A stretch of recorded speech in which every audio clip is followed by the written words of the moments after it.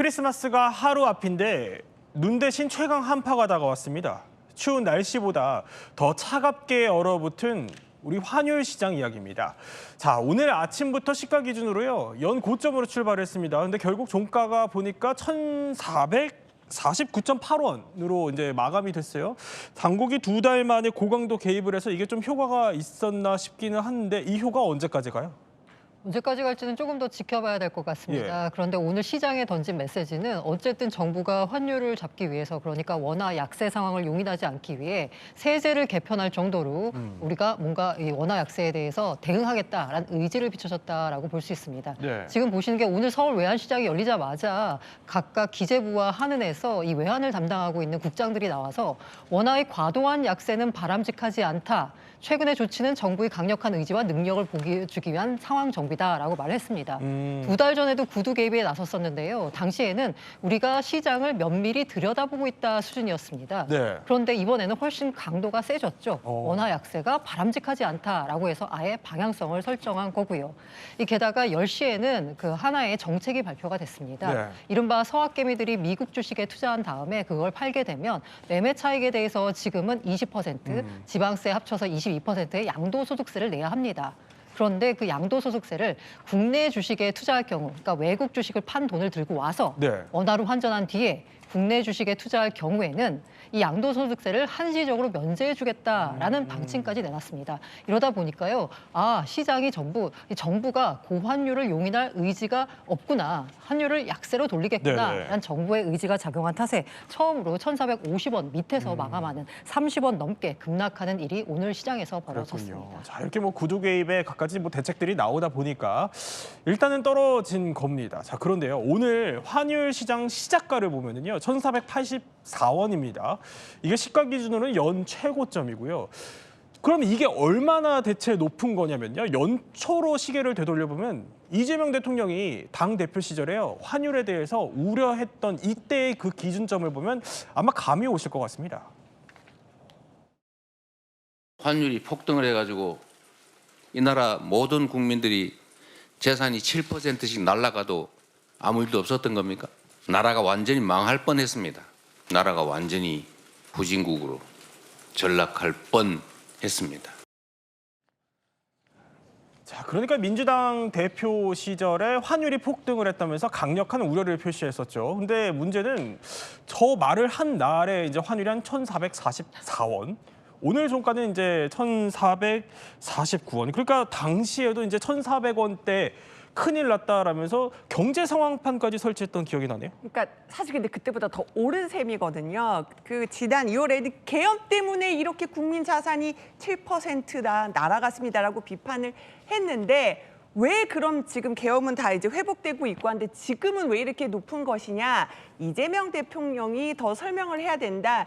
국민의힘에서 어제 오늘 굉장히 비판을 쏟아냈거든요. 네. 안철수 의원 같은 경우도 이재명 대통령 과거 발언을 찾아보니까 지난 6개월 동안 이 환율, 고환율에 대해서는 어떤 언급도 안 했다라면서 비판을 하고 있어서 오늘 그 정부가 고심을 하면서 조금 전에 고란 기자가 설명을 했던 외국 주식을 팔고 국내 주식 사면 양도세 면제해주는 그런 대책을 내놓으면서 지금 환율 잡기 안간 힘으로 볼 수 있겠습니다. 그렇군요. 자, 이렇게 환율이 치솟으면서요.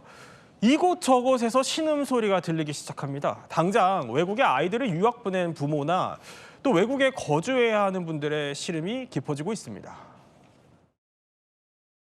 달러가 예전에 1,300원대였다면 지금 거의 1,500원대까지 올라가니까 진짜 이 외국에 있는 사람으로서는 굉장히 어렵습니다. 그러니까 소위 기러기 부모님들이 난리도 아닐 것 같습니다. 옛날 금융위기 시절이 생각이 나기도 할 정도인데, 자, 어느 정도냐면 제가 오늘 환전을 좀 해보려고요. 직접 돈 100만 원을 넣어봤습니다. 그랬더니 나오는 게 고작 679달러. 이게 100만 원이 한 700달러는커녕 680달러도 안 되는 거예요. 네, 그렇습니다. 100만 원을 넣으셨을 때 지금 679원이잖아요. 근데 유학 간 아들, 딸에게는 100만 원이 아니라 1,000만 원 이상을 지금 보내야 되는데, 그렇죠. 지금 1,000만 원을 환전을 하면 7,500달러였다가 7,000달러도 손에 못 쥔다는 겁니다. 그래요? 그러니까 지금 유학을 준비하는 그런 그 카페, 이런 부모들이 들어가는 카페에 보면 유학을 접어야 된다 또는 아들한테 군대부터 다녀와라 뭐 이런 그 마음을 표현하는 글들이 많이 올라온다고 합니다. 근데 걱정이 있어요. 이미 유학 간 아이들이 지금 너무나 지금 이 그 환율이 올라왔기 때문에 돌아와서 잠깐 있다 다시 좀 환율 조정하면 돌아갈까라는 고민을 하고 있는데 비자 문제 때문에 지금 트럼프의 어떤 비자 문제 때문에 네. 만약에 돌아왔을 때 다시 비자가 안 나온다면 그건 어떻게 될까? 그러니까 울며 겨자 먹기로 계속 있는다라는 소리도 나오고 있죠. 근데 사실 진짜 더 난리가 난 곳은요. 그 기초 체력이 조금 약한 중소기업들이 아닐까 싶습니다. 자, 이렇게 보면은요. 대기업처럼 뭐 수입 품목들은 장기 고정 계약을 할 수도 없고요. 계속 이제 환율이 출렁이다 보니까 더 타격도 클 테고요. 심지어 보니까 이렇게 자재를 수입할 때, 만들어 팔 때, 구매금, 송금할 때 환율이 전부 다 다르다는 겁니다. 이 정도면은 진짜 힘들 것 같아요. 네, 맞습니다. 사실 원자재의 약 70%가 수입산이고요. 그러니까 수입 원자재를 들여와서 물건을 만들어서 팔아야 되는데 네. 이럴 때 이 원자재 가격이 너무 치솟는 거죠. 원가가 오르는 겁니다. 말씀하신 대로 대기업은 장기 고정 계약을 맺어서 환율 변동 위험을 해지를 하고 있습니다. 그런데 이게 해지를 하려면요. 이게 사실 이것도 돈이 들어갑니다. 그렇기 때문에 중소기업 입장에서는 이게 부담하기가 좀 만만치 않거든요. 이 환율 상승도 부담이긴 한데 중소기업 입장에서 더 힘든 건 이 환율 상승의 가파른 속도입니다.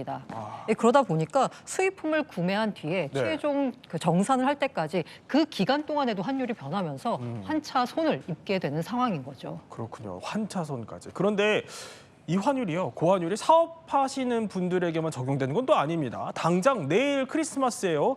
그래서 이제 뭐 외식이나 아니면 장을 봐서 가족끼리 식사하실 분들 상당히 많으실 텐데 소고기 어떻습니까, 지금? 지금 소고기가 가장 가격 경쟁력이 있어야 되는 수입하는 그 소고기가 미국산 아니에요. 보통 이제 미국산 소고기를 많이들 쓰죠. 물론 한우 2플러스가 가장 맛있긴 하지만 상대적으로 너무나 가격 차이가 있기 때문에 그런데 지금 미국산 소고기를 사용했던 퓨전 양식 레스토랑 뭐 이런 곳에서 또는 미국산 소고기를 사용했던 어떤 고기 뷔페 이런 데서는 지금 완전히 전업을 할까? 같이 고민하고 있다고 합니다. 왜냐하면 가격이 30% 이상 올랐다는 거예요. 네. 수입 가격이. 또 와규를 쓰시던 어떤 그런 그 이 사장님은 아예 한우로 대체하겠다. 차라리. 한우 엄두도 못 냈는데 네. 차라리 한우로 대체하겠다는 말이 나올 정도로 수입산 소고기들이 폭등을 했다는 겁니다. 그러니까 예전에는 한우보다는 이제 가성비로 조금 더 싼 미국산 소고기를 먹었는데 이제 이게 가성비가 아니게 됐다는 겁니다. 자, 이러면 반대로요. 그 고환율로 외국에서 달러 쥐고 들어오시는 분들은 조금 유리하겠는데요. 그렇죠. 그래서 역으로 생각해 보면은요, 달러를 버는 입장에서 지금 한국에 들어와서 돈 쓰기 너무 좋다 이야기 나오고 있습니다. 인터넷 카페를 중심으로 해서 네. 미국 사는 누나가 이번에 방학을 맞아 한국에 들어왔는데 너무 좋다더라. 아유. 일단 한국이 미국보다는 물가가 싸다고 느껴지는데 거기다가 지금 환율이 이렇게 높다 보니까 체감하는 물가가 다르다라는 이야기가 전해집니다. 역으로 생각해 보면 우리가 아까 100만 원 환전했을 때 700불도 안 된다라는 이야기 했잖아요. 네. 1,000달러 갖고 들어오면은 거의 150만 원을 육박하는 겁니다. 그렇군요. 그렇게 또 역으로 생각해 보면 예. 한국에 지금 여행 오기 좋다라는 이야기 나오고요.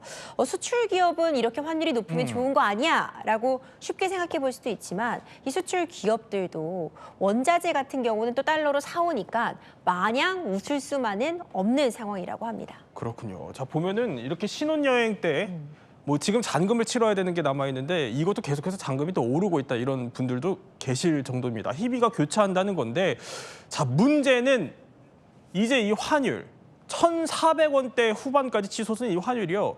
뉴 노멀이 됐다는 점입니다. 9월 말에 1,400원대로 올라선 뒤에 단 하루도 떨어진 적이 없다고 합니다. 정부는 기업과 은행에 달러를 좀 더 풀어라 이렇게 압박을 하면서 문제 원인을 또 이렇게 진단합니다. 달러를 보유하는 분들이 이걸 내놓지 않고 있기 때문에 그런 분들이 어떻게나 또 하여튼 시장에 좀 내놓을 수 있는 유인책이 없는지까지 다양하게. 예, 알겠습니다. 최근에는 좀 도드라져 보이는데 기업들 해외 이익을 국내로 좀 적정하게 환류하는 부분. 제가 젊은 분들이 하도 해외 투자를 많이 해서 물어봤더니 답이 쿨하잖아요. 이게 무슨 유행처럼 막 커지는 게 지금 그래서 그런 면에서 걱정이 됩니다. 자, 이 뭐 진단이 제대로 돼야지 답이 제대로 나올 텐데 진짜 해외 주식 투자자 이른바 서학개미 이거 주범 맞습니까? 주범이라고 표현하기보다는 이유 중에 하나다라고 보는 게 맞을 것 같습니다. 컵에 물이 지금 찰랑찰랑 넘칠랑 말랑하고 있거든요. 그런데 거기에다가 한 스푼 물을 넣었어요. 그래서 뭐 컵에 물이 넘치게 됐습니다. 그러면 컵에 물이 넘치게 된 이유가 아까 맨 마지막으로 본 한 스푼 때문일까요? 아닙니다. 이미 목전까지 차 있었던 그 물이 더 중요한 이유가 되겠죠. 서학개미들의 투자는 어떻게 보자면 마지막으로 넣는 그 한 스푼이었다라는 생각이 들고 있고요. 사실 한국과 미국의 금리 차가 있습니다. 돈은요, 금리가 낮은 곳에서 높은 곳으로 가게 돼 있습니다. 미국이 금리가 높다 보니까 미국으로 자본이 쏠리는 건 당연한 거고요. 게다가 우리나라가 경기 부양을 위해서 돈을 많이 풀고 있잖아요. 그럼 우리나라의 돈값은 떨어지게 돼 있습니다. 상대적으로 미국보다 우리가 돈을 더 풀고 있기 때문에 환율이 높은 상황을 유지할 수밖에 없고요. 원화 약세로 이어질 수밖에 없고. 그리고 이제 우리가 해외 투자 규모가 미국과 비교해서 특별히 큰 건 또 아닙니다. 그래요? OECD 38개국 중에 해외 투자 규모가 16입니다. 선진국에 비해서 낮은데 문제는 과거에는 거의 없다가 최근에 급증했거든요. 그렇기 때문에 지금 현재 수급 구조로만 봤을 때는 갑자기 없었던 달러의 수요처가 서학개미라는 새로운 수요처가 생겼기 때문에 이 수요처를 조금 더 분산하기 위해서 정부가 대책을 내놓는다라고 볼 수 있을 것 같습니다. 또 사실상 계엄대로 돌아가는 것 같은 또 고환율 이야기 연말 분위기 한번 짚어봤습니다.